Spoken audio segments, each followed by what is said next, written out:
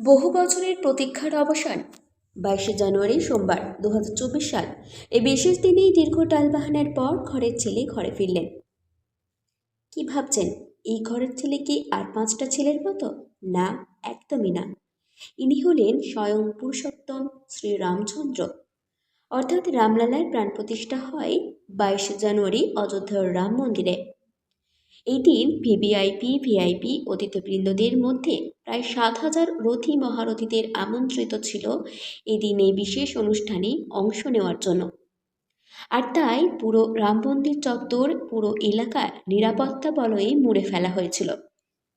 আমন্ত্রিতদের তালিকায় যেমন ছিলেন সাধু সন্ন্যাসী, রাজনীতিবিদ, খেলোয়াড়, সেলিব্রিটি, কে ছিলেন না এদিনের এই অনুষ্ঠান পর্বে আমন্ত্রিত?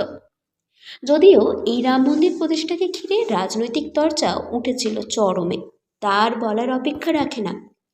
তবে এরই মাঝে লক্ষ্য করা গেল এক অদ্ভুত দৃশ্য। রামলালা নাকি চোখের পলক ফেলছেন। সত্যি কি তাই? এই দৃশ্য ভাইরাল হতেই গোটা বিশ্ববাসীর কাছে খবর পৌঁছে যায়, আর পৌঁছাতেই গায়ে শ্রীহরণ দেওয়ার মতো অবস্থা। কিন্তু আদৌ থেকে সত্যিই রামলালা চোখের পলক ফেলেছেন? রামলালার এই স্নিগ্ধ দুষ্টু মিষ্টির মুখ দেখে মন ভরে যায়, চোখে জল চলে আসে। আর তারই মাঝে এই রকম একটি ভিডিও ভাইরাল। সব মিলিয়ে অনেকেই বাকরুদ্ধ। এও কি সম্ভব?